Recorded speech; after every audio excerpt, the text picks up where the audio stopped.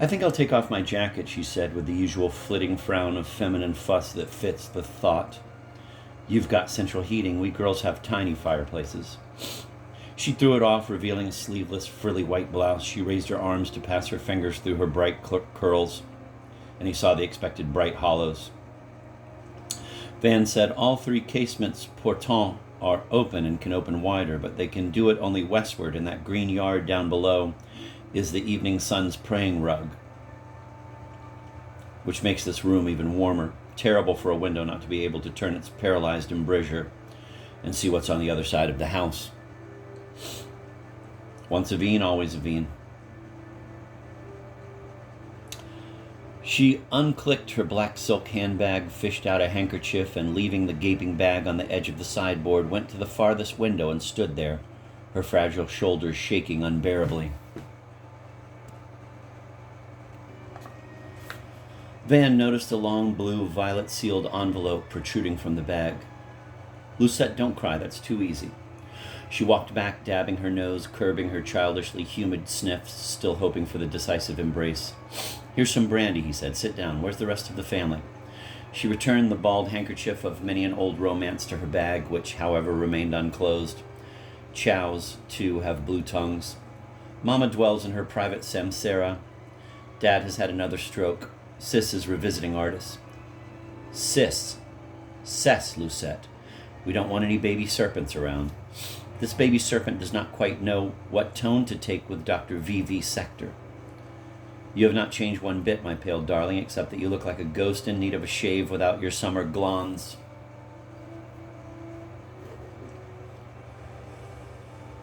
And summer model.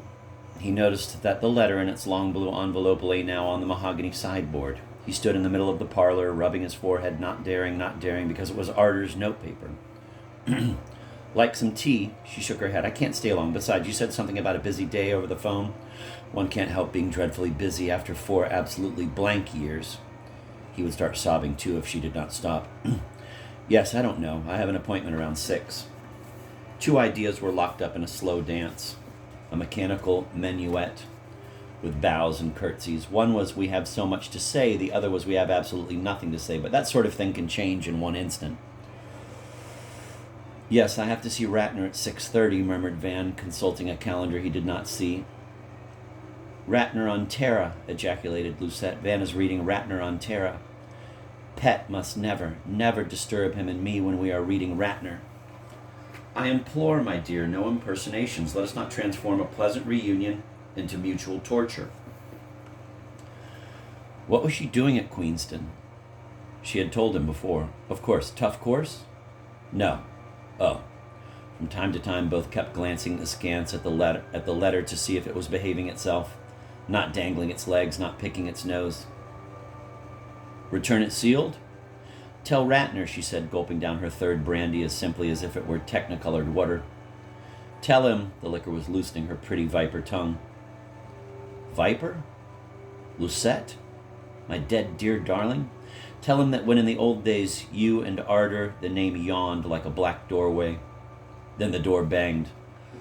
Left me for him and then came back. I knew every time that you, Vsios Delati, had appeased your lust, had allayed your fire. One remembers those little things much too clearly, Lucette. Please stop. One remembers, Van, those little things much more clearly than the big fatal ones, as, for example, the clothes you wore at any given moment, at a generously given moment. With the sun on the chairs and the floor, I was practically naked, of course, being a neutral, pure little child. But she wore a boy's shirt and a short skirt, and all you had on were those wrinkled, soiled shorts, shorter because wrinkled, and they smelled as they always did after you'd been on Terra with Arter, with Ratner on Arter, with Arter on Anti-Terra and Artis Forest. Oh, they positively stank, you know, your little shorts of lavendered Arter, and her cat food, and your caked algaroba. Should that letter now next to the brandy listen to all this? Was it from Arter after all? There was no address. Because it was Lucette's mad, shocking letter of love that was doing the talking. Van, it will make you smile, thus in the manuscript edition. Van, said Lucette, it will make you smile. It did not. That prediction is seldom fulfilled. But if you posed the famous Van question, I would answer in the affirmative. What he had asked little Cordula in that bookshop behind the revolving paperback stand, the Gitanilla, Our Laddies, Clitchy Cliches, Six Pricks, the Bible Unabridged, Mert Vago Forever, the Gitanilla. He was known in the beau monde for asking that question the very first time he met a young lady. Oh, to be sure, it was not easy. In parked automobiles and at rowdy parties, thrusts had to be parried, advances fought off. And only last winter on the Italian Riviera, there was a youngster of 14 or 15, an awfully precocious but terribly shy and neurotic young violinist who reminded Marina of her brother. Well, for almost 3 months, every blessed afternoon, I had him touch me and I reciprocated. And after that I could sleep at last without pills, but otherwise I haven't once kissed male epithelia in all my life. Look, I can swear I never have, by William Shakespeare, extending dramatically one hand toward a shelf with a set of thick red books. Hold it, cried Van. That's the collected works of Faulkner man, dumped by my predecessor. Pah, uttered Lucette, and please don't use that expletive. Forgive me. Oh, I know. Oh, I shan't. Of course, you know, all the same, you're very sweet. I'm glad you came. I'm glad too, she said, but Van, don't you dare think I relanced you to reiterate that I'm madly and miserably in love with you and that you can do anything you want with me. If I didn't simply press the button and slip that note into the burning slit and cataract away, it was because I had to see you, because there's something else you must know, even if it makes you detest and despise ardor in me. Aut vratetel no trudno. It is disgustingly hard to explain, especially for a virgin. Well, technically a virgin. A cocotish virgin.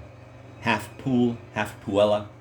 I realize the privacy of the subject, mysterious matters that one should not discuss even with a vaginal brother. Mysterious, not merely in their moral and mystical aspect.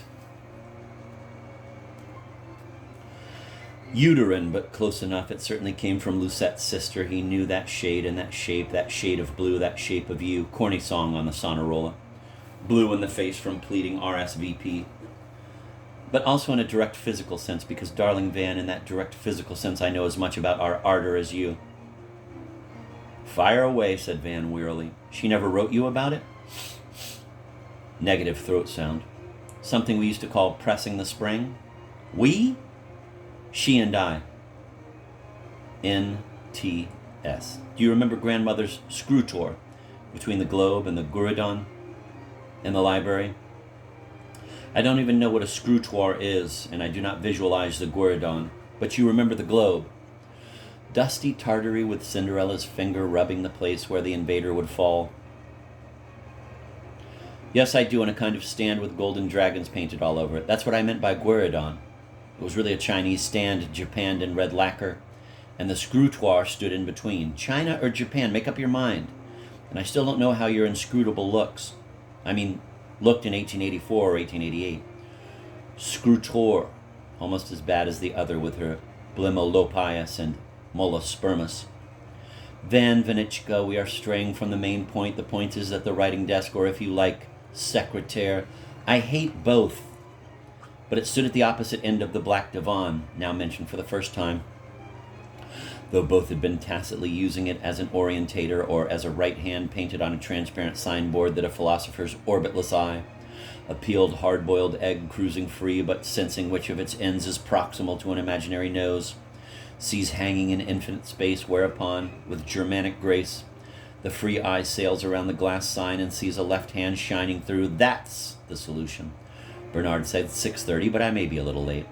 The mental in Van always rimmed the sensuous, unforgettable, roughish, villous, villa viciosa, velour.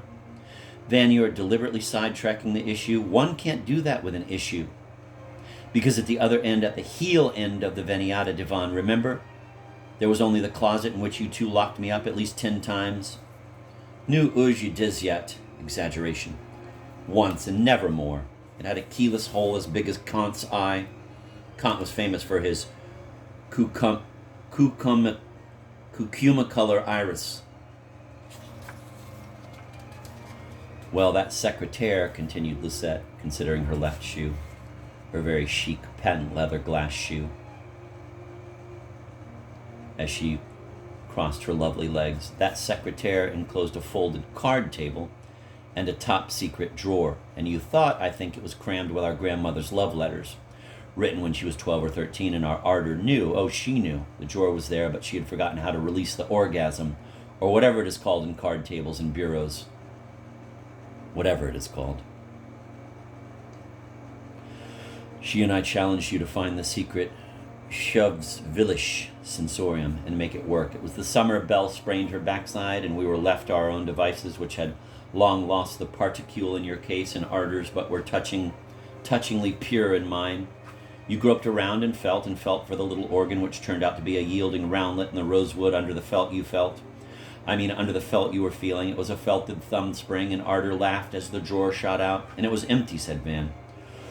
Not quite. It contained a minuscule red pawn that high, showing its barleycorn size with her finger. Above what? Above Van's wrist. I kept it for luck. I must still have it somewhere. Anyway, the entire incident pre-emblematized, to quote my professor of ornament, the deprivation of your poor Lucette at 14 in Arizona. Belle had returned to Kennedy because Vronsky had disfigured the doomed children. Her successor had eloped with Demon. Papa was in the east. Maman hardly ever came home before dawn. The maids joined their lovers at star rise, and I hated to sleep alone in the corner room assigned to me, even if I did not put out the pink nightlight of porcelain with the transparency picture of a lost lamb because I was afraid of the cougars and snakes. Quite possibly this is not remembered speech, but an extract from her letter or letters, editor, whose cries and rattlings Arder imitated admirably and I think designedly in the desert's darkness under my first floor window. Well, here it would seem taped speech is returned on. To make a short story sort of longish, old Countess de Pray's phrase in praise of a lame mare in her stables in 1884, thence passed on to her son, who passed it on to his girl, who passed it on to her half-sister, thus instantly reconstructed by Van sitting with tinted hands in a red plush chair.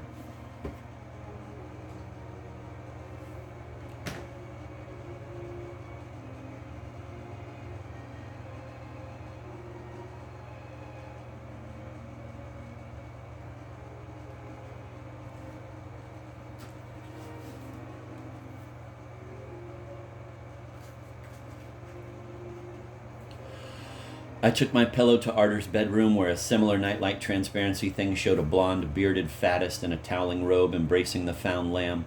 The night was oven hot, and we were stark naked except for a bit of sticking plaster where a doctor had stroked and pricked my arm.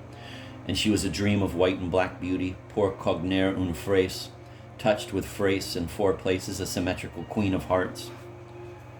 Next moment they grappled and had such delicious fun that they knew they would be doing it always together for hygienic purposes, when boyless and boiling. She taught me practices I had never imagined, confessed Lucette in rerun wonder. We interweaved like serpents and sobbed like pumas. We were Mongolian tumblers, monograms, anagrams, Andalucendas.